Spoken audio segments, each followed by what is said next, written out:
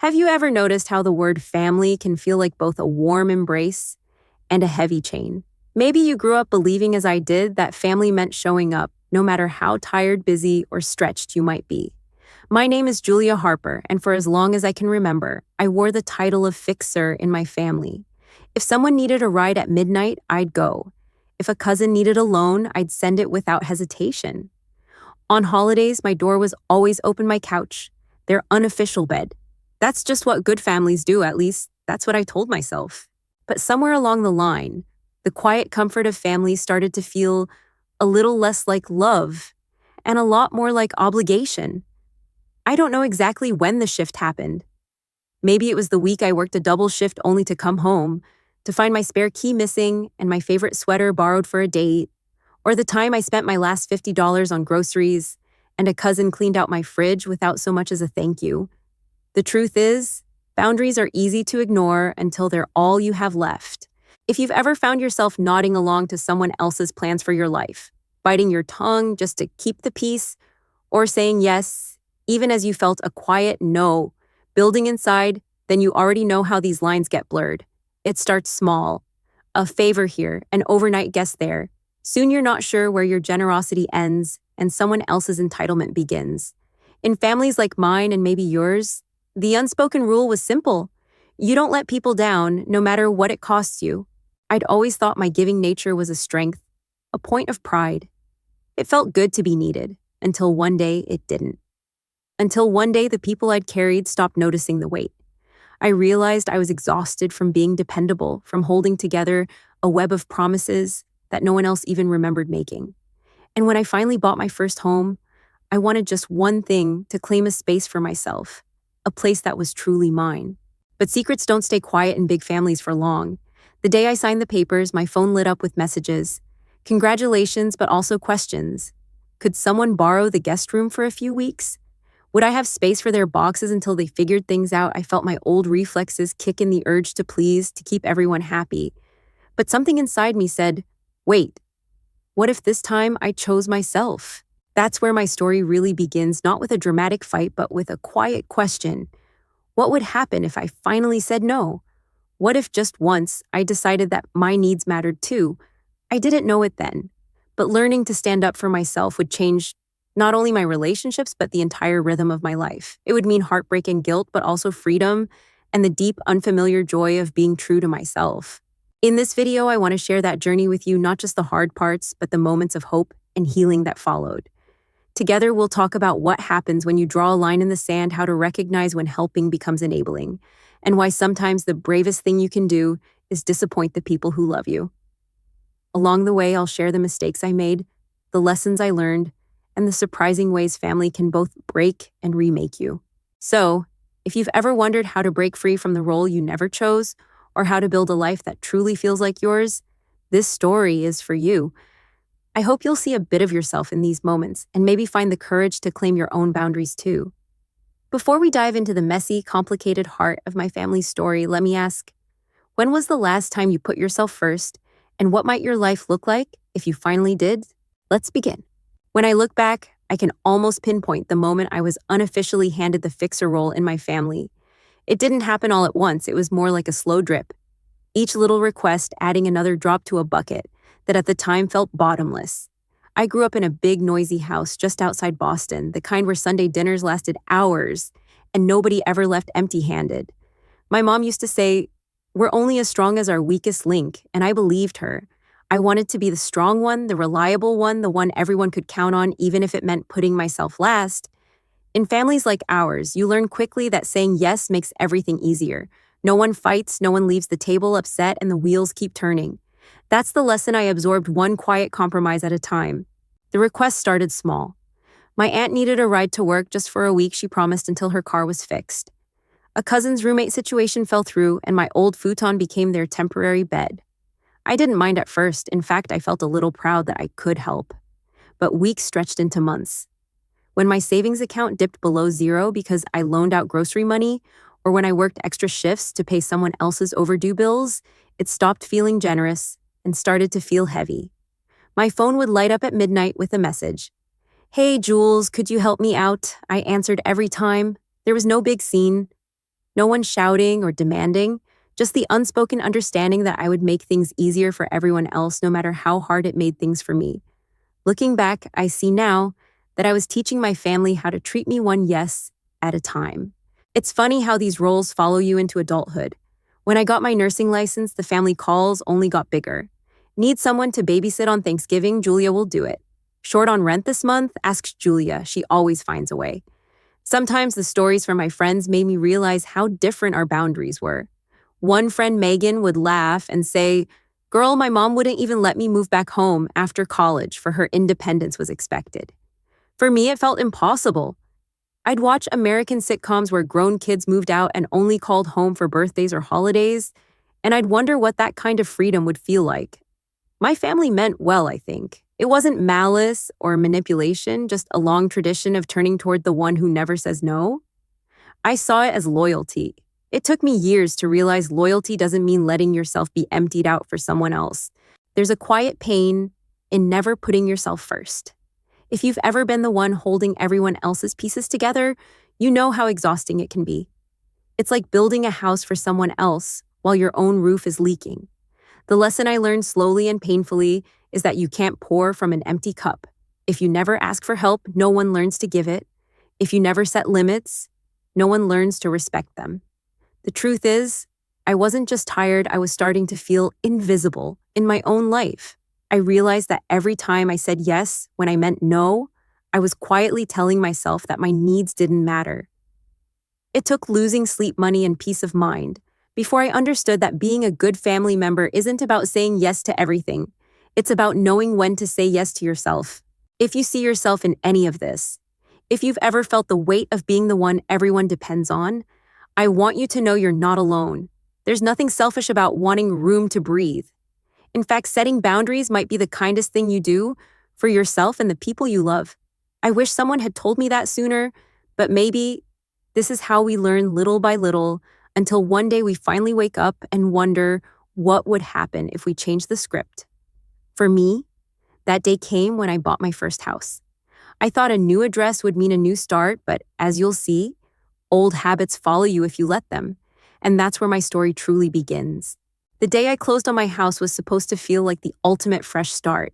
I had spent years living in noisy apartments, roommates on the lease, and cousins on the couch, always dreaming about a space that was mine alone. When I finally stood on the tiny front porch, holding the keys in one hand and a grocery bag in the other, it was as if the world let out a long, quiet sigh, just for me. I didn't tell many people at first, not because I wanted to keep it secret, but because a part of me was afraid that the old patterns would find their way in. I wanted to savor the silence, to hang pictures exactly where I wanted, and eat ice cream for dinner without a witness. For once, I wanted to experience what freedom felt like, when it was just for me. But secrets have a way of leaking out, especially in a family as tightly woven as mine. It started with an innocent Facebook post, a blurry photo of my porch swing, captioned with a single word, home. Within hours, my phone buzzed with congratulations from aunts, uncles, and cousins I hadn't heard from in months. Mixed in with the "so proud of you." Messages were the first little requests. Will you have space for me to crash during the holidays? Let me know if you need help painting, by the way. Do you have a guest room? My heart sank just a little. I remembered the dozens of times I'd opened my old apartment door and found a new face asleep on the sofa. Old habits, it seemed, were hard to break. I promised myself I would do things differently this time, but I could already feel the familiar tug of obligation, that quiet pressure to be generous, even when it came at my own expense. It didn't take long for the requests to become expectations. My cousin Vanessa was the first to show up with boxes just until she found a new place, followed closely by Chloe, who couldn't get a signal at her apartment and needed a place to work remotely. My living room was soon crowded with shoes by the door and laptops on the kitchen counter. At first, I convinced myself it was temporary, a small price to pay for keeping the peace. But the days slipped into weeks, and my once tidy space started to feel like everyone else's comfort zone, but mine. One morning, as I picked up a wet towel off the bathroom floor and answered a call for yet another small favor, I realized I was living the same old story, just at a different address. The truth is, setting boundaries isn't a one-time act. It's a daily practice. I learned the hard way that people rarely notice when you need space unless you say it out loud. The more I accommodated, The more was expected until the home I worked so hard for started to feel like a set on a stage with everyone else directing the scenes. The small lesson I gathered from those first few months was this: freedom is not something you're given, it's something you protect. If you want a new story, you have to be willing to write it differently, even when the old roles feel easier to play. Looking back, I see how easy it is to fall into familiar patterns, especially when those patterns are wrapped up in love, loyalty, and the fear of disappointing people you care about. But the moment I realized I was losing myself in other people's needs, I knew I couldn't keep living this way. That's when I decided it was time to draw a line in the sand to start saying yes to myself, even if it meant saying no to others. What happened next would test everything I thought I knew about family loyalty and what it means to truly come home. You don't notice the true cost of always saying yes, at least not right away. It's something that creeps in slowly disguised as kindness, and before you know it, you're running on empty. I remember standing in my new kitchen late one evening, my hands aching from unpacking boxes that weren't even mine. Vanessa's temporary stay had stretched to 3 weeks, her shoes multiplying by the door, her laughter echoing in the hallway as if the place belonged to her. Chloe's remote workstation took up half the dining table cables and notebooks, pushing aside my breakfast plans every morning. The little things added up: food vanishing from the fridge towels, never making it back to the rack, the lingering scent of someone else's perfume on my favorite sweater. It was all so familiar, too familiar, and each day my resentment grew alongside my exhaustion. There's a strange kind of guilt that comes with people-pleasing, especially when it involves family. It's not that you don't want to help, it's that you start to wonder if anyone notices the weight you carry. I tried to convince myself that I was being generous, that this is just what families do, but sometimes generosity is just another name for self-neglect. I'd say yes to every request: rides, to job interviews, loans for groceries, a bed for the night, until I felt stretched so thin I could barely recognize myself. The real turning point came when I realized I was starting to dread coming home, tiptoeing around my own space as if I was the guest. There was a night just before midnight when I sat in my car outside my own house, feeling like a stranger with nowhere to go. That's when it truly hit me. I wasn't living for myself anymore. I was living for everyone else's comfort at the cost of my own peace. The lesson I carried from those exhausting months is simple, but it took a long time to accept kindness shouldn't cost you your well-being. There's a line between generosity and self-sacrifice, and too often people-pleasers cross it out of habit, hoping for approval that never comes. Real love, I've learned, doesn't ask you to shrink or disappear. It doesn't expect you to give until there's nothing left for yourself. If you're always the giver, always the fixer, sooner or later, you become invisible, even to the people you're trying so hard to please. You start to feel like a resource, not a relative, a solution, not a sister or a friend. And when your kindness isn't met with respect, it quietly turns into resentment. That resentment, quietly brewing beneath the surface, was my wake-up call. It made me realize that if I kept giving without limits, I would end up resenting not just my family, but myself. It was time to draw a line, not out of anger, but out of love for myself and for what I wanted my life to become. I knew it wouldn't be easy. Setting boundaries with family feels like learning a new language, one that's awkward and uncomfortable at first, but I was ready to try, even if my voice trembled when I finally said, "Enough." The next step would be the hardest, actually telling Vanessa and Chloe that their stay couldn't go on forever. I had no idea how they would react, or how the rest of the family might judge me. But deep down, I knew that claiming my home and my life started with a single word: no. Little did I know standing up for myself would set off a chain of events I could never have predicted. Setting boundaries sounds simple in theory, but in reality, it's often tangled up in emotion history and the invisible rules that hold families together. I had always believed that my cousins loved me, and I know in their way they did. But sometimes love gets mixed up with expectation, and that's when things become complicated. When I first hinted to Vanessa that maybe it was time to start looking for her own place, she laughed it off, saying, "Oh, Julia, you know I'm no trouble. Besides, you always said you love having people around." Chloe echoed her, adding that her apartment's Wi-Fi still hadn't been fixed, as if the very suggestion of leaving was an inconvenience to everyone except me. Their responses stung, but more than anything, they made me question whether I was being unreasonable for wanting my own space. That's how manipulation works in families: quiet, almost invisible, masked as jokes or gentle reminders of past kindness. It's rarely about outright demands. It's about using guilt, nostalgia, or shared history to keep things comfortable for everyone but you. Vanessa would mention how I'd once helped her through a tough breakup, or Chloe would recall how I'd let her crash after that bad fight with her roommate. They'd say things like, "Remember when you said your home was my home?" or "I don't know what I'd do without you." On the surface, it sounded sweet, but underneath was the pressure to keep giving, to keep proving my loyalty even when I was already running on empty. These weren't just casual comments. They were subtle reminders of my role, my duty, my place as the family fixer. Looking back, I realized that I wasn't the only one caught in this web. So many of us are raised to believe that putting others first is what makes us good daughters, good sisters, good people. But the danger is that we lose sight of our own needs, our own boundaries. Sometimes family members don't mean to manipulate.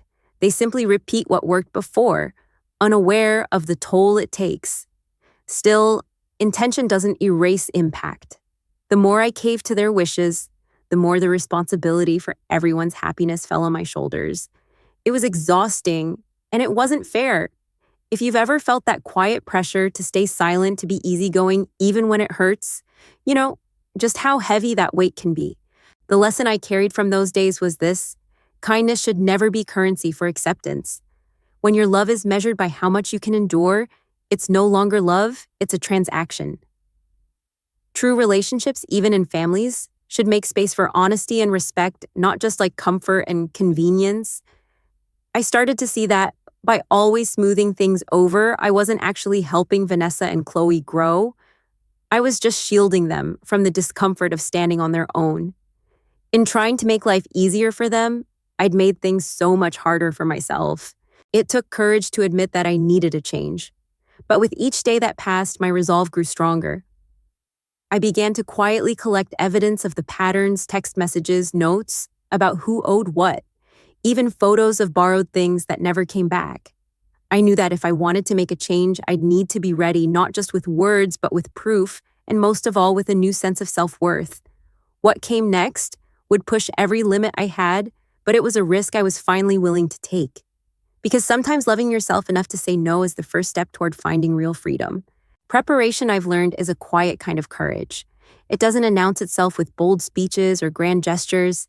It's in the small decisions, the quiet observations, the way you slowly gather strength for the change you know you need. As the days passed, I realized that simply wishing for things to be different wouldn't make it so. I needed a plan, a way to protect myself if things turned messy, a way to hold my ground if anyone tried to rewrite the story.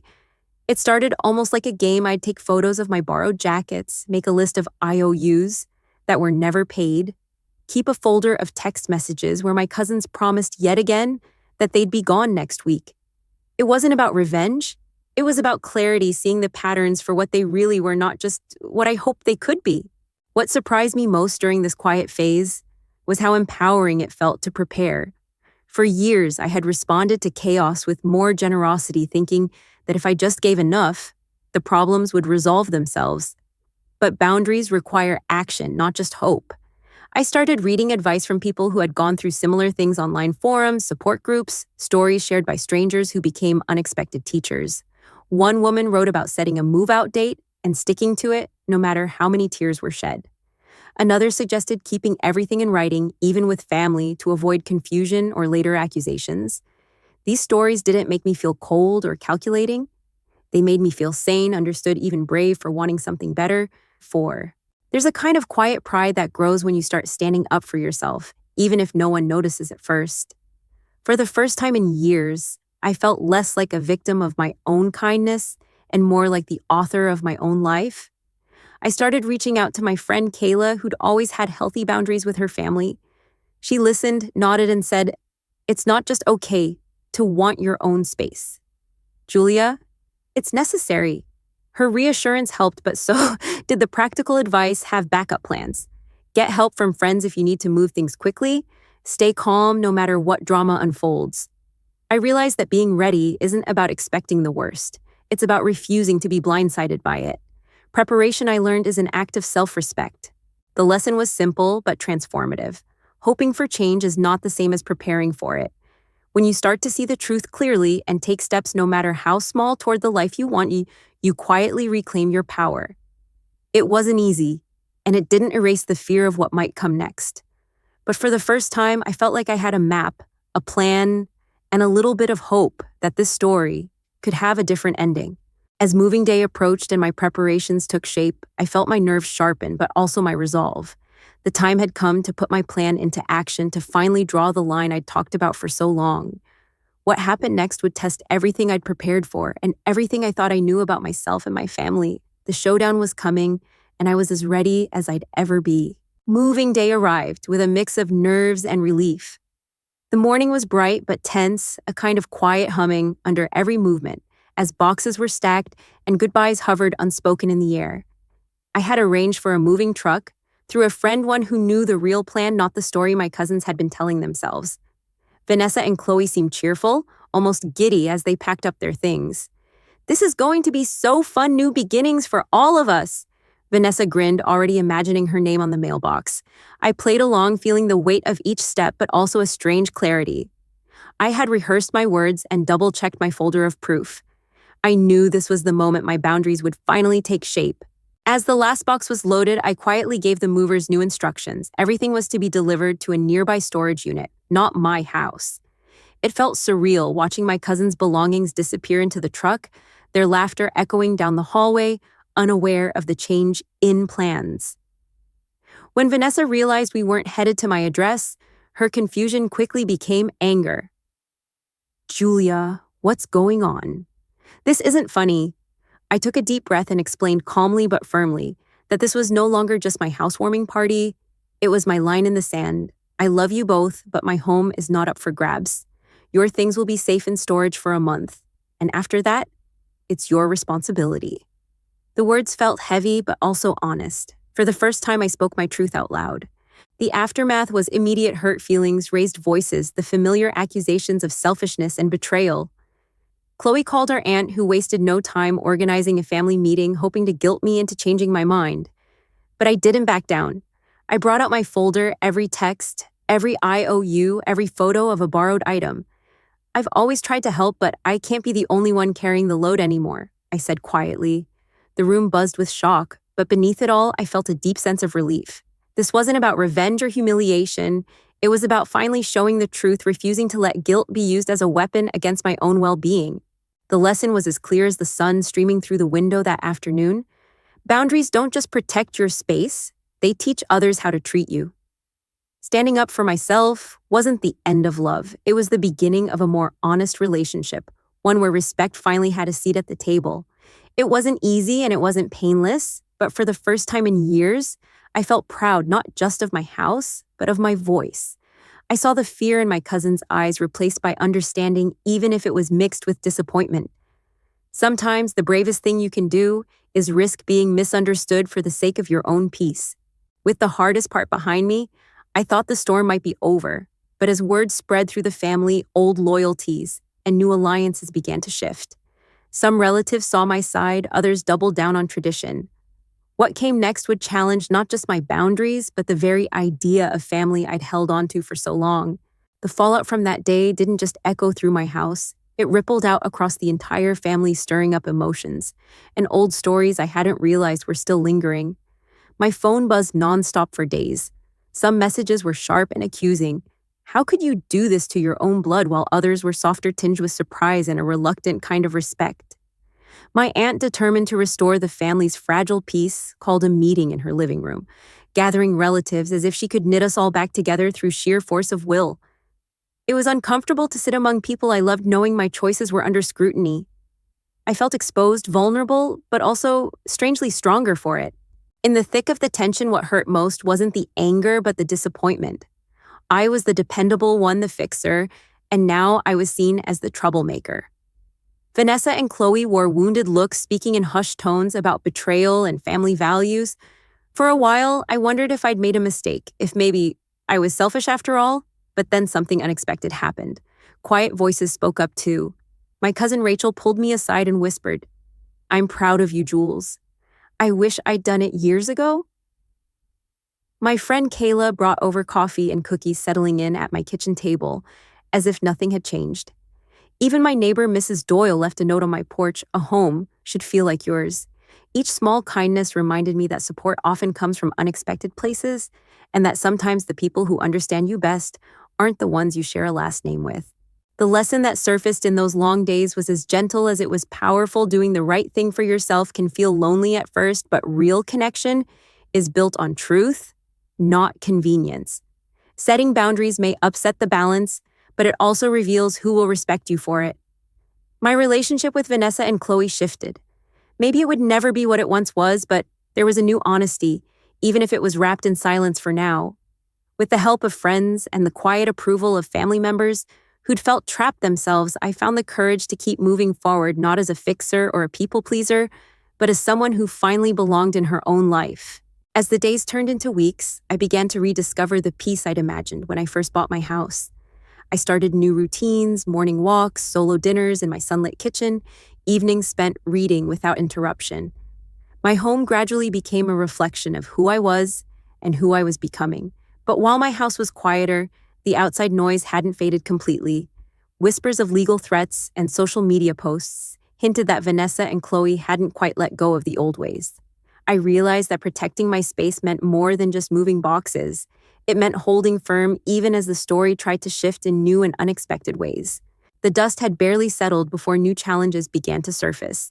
With the family divided and old roles upended, Vanessa's frustration soon turned to threats. She began texting me late at night, referencing years of messages and sleepovers as proof that I had always welcomed her. Chloe took her feelings to social media, posting vague complaints about toxic family and fake support. For a moment, it felt like the boundaries I'd worked so hard to build were paper thin, one sharp wind, and everything could collapse. The temptation to defend myself publicly was real, but after everything I knew, I needed to respond differently. This was no longer about winning an argument. It was about protecting my peace. Instead of getting drawn into the drama, I leaned on the practical preparations I'd made. I kept my responses brief and calm, never reacting in anger or fear. When Vanessa threatened to get lawyers involved, I carefully organized the folder of evidence I'd saved, every promise, every IOU, every time she'd stated her stay was temporary. I reached out to a friend who worked in legal aid for advice and learned that in situations like this, clear documentation and calm communication were the strongest defenses. It wasn't about fighting family in court. It was about having the confidence to stand firm, knowing I was not alone and that my boundaries were valid. The process was nerve-wracking, but it taught me something important. You can't control how others react, only how you protect yourself. This chapter taught me that legal and emotional boundaries are closely connected. The clearer I became about what was and wasn't acceptable, the easier it was to hold my ground. Sometimes boundaries need more than gentle reminders. They need clear action. I refused to be baited by online accusations or guilt-tripping phone calls. Instead, I stayed focused on what I knew to be true. It was liberating to realize I didn't have to answer every accusation, nor did I need to apologize for putting my needs first. There is real power in simply saying, "This is where my responsibility ends." If you've ever been in a similar position, you know the courage it takes to protect your space, especially when the world wants you to feel guilty for doing so. The lesson here was clear boundaries aren't just words, they are actions, documents, and quiet resolve. They are the lines you draw and defend even when others try to erase them. I learned that maintaining those lines day after day was an act of self-respect that no one could take away from me. It wasn't easy and it certainly wasn't always peaceful, but every time I held firm, I felt my confidence grow. As the noise gradually faded, a new kind of silence filled my life, one not of loneliness, but of possibility. I began to imagine what it would be like to live not just without drama, but with intention and joy. For the first time, the question wasn't, how do I keep everyone happy, but what do I want for myself? That was the start of a new kind of healing, one that I was finally ready to pursue, one quiet day at a time. Healing after such a storm isn't instant. It's more like learning to breathe differently in your own space, quietly, gently, allowing yourself to settle into routines that bring comfort rather than chaos.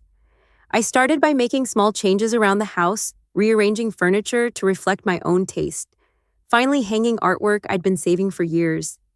Mornings became peaceful rituals, coffee on the porch, a walk around the block, a playlist of old favorites echoing in the sunlit kitchen. For the first time, my home felt like a true sanctuary, a place where every detail was chosen with care. I realized that healing isn't always about fixing what's broken. Sometimes it's about nurturing what's new, letting small joys take root and grow. As I moved through this chapter, I leaned into the idea of chosen family. My friend Kayla became a constant presence, bringing laughter and warmth without expectation. We hosted movie nights, shared takeout, and talked about everything and nothing. My cousin Rachel, quiet but steady, reached out more often, grateful that someone in the family had finally drawn a line she herself had never dared. Even my neighbor, Mrs. Doyle, felt like an ally, waving each morning, with a kindness that reminded me community isn't always about blood. These relationships, built on mutual respect and true connection, became the pillars that supported my new life. I learned that letting go of what drains you makes space for what fills you up. The greatest lesson in this season was about self-forgiveness. For so long, I'd blamed myself for every conflict, every awkward silence, or disappointed look. It took time to realize that boundaries are not betrayals.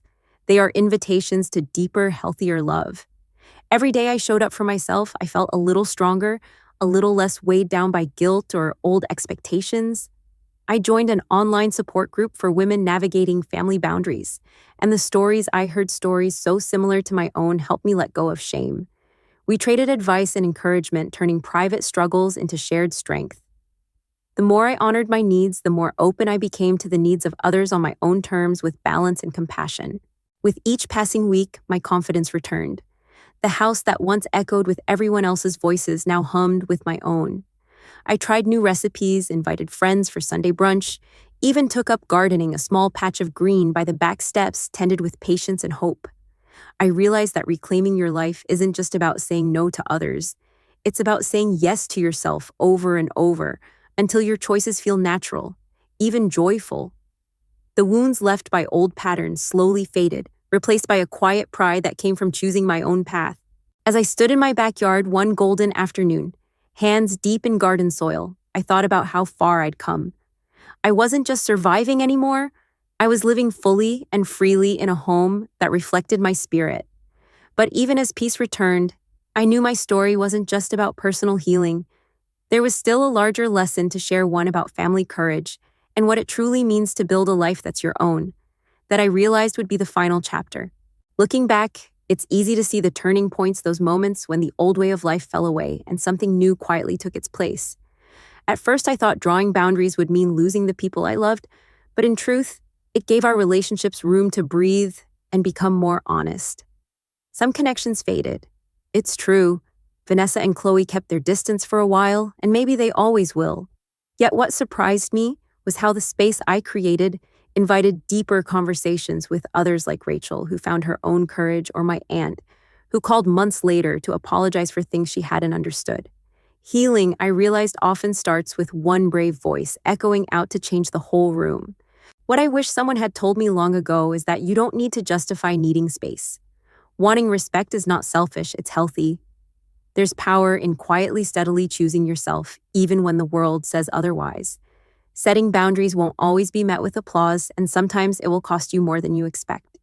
But every time you hold your ground, you send a message to the people around you. This is how I deserve to be treated. Over time, those small choices build a life that feels more like home, safe, true, and truly yours. Through it all, I learned that boundaries are a kind of love, one that honors both yourself and those you care about. It means showing up as your whole self, not just as someone else's helper or fixer. In sharing my story, I hope you hear not just the struggle, but the hope that waits on the other side of hard choices. If you find yourself always giving, always shrinking to fit someone else's comfort, know that it's possible to change. Start with one honest conversation, one small no, and let that be the beginning. Your peace is worth protecting, and your dreams are worth pursuing, no matter how long you've waited. If there's one lesson I'd pass on, it's this: you are not required to set yourself on fire to keep others warm. The people who truly love you will celebrate your growth, even if it takes time. And for those who don't understand, let that be their journey, not your burden. Surround yourself with people who respect your boundaries and cheer for your happiness. Build a life that feels like yours in every corner, from the friends at your table to the quiet moments alone tending your own dreams. As I close this chapter and look toward the future, I feel a sense of gratitude for the hard lessons, for the support I found, and for the courage to begin again. My story isn't unique, and maybe that's what gives it power. If my journey inspires just one person to choose themselves to reclaim their space and write their own ending, then every uncomfortable step was worth it. Thank you for sharing this path with me. If this story resonated with you, I hope you'll share it with someone who needs a reminder that boundaries are brave and healing is always possible. Here's to the lives we build. One choice, one day, one boundary at a time. If you saw a part of yourself in my story, I hope you'll take a moment to reflect on your own journey. Setting boundaries isn't easy, but every step brings you closer to a life that truly belongs to you. I'd love to hear your thoughts. Have you ever struggled to put yourself first or learned a lesson about family and self-respect? Share your experience in the comments below. Your voice might be exactly what someone else needs to feel less alone. If this story touched you, please give it a thumbs up and consider subscribing for more honest real-life journeys about growth, healing, and the courage to choose yourself. And if you know someone who's struggling to set boundaries, I hope you'll share this video with them. Together we can create a community where self-care and respect are celebrated, not just for ourselves, but for everyone learning to build a better life, one choice at a time. Thank you for watching, and remember, your story matters. See you in the next video.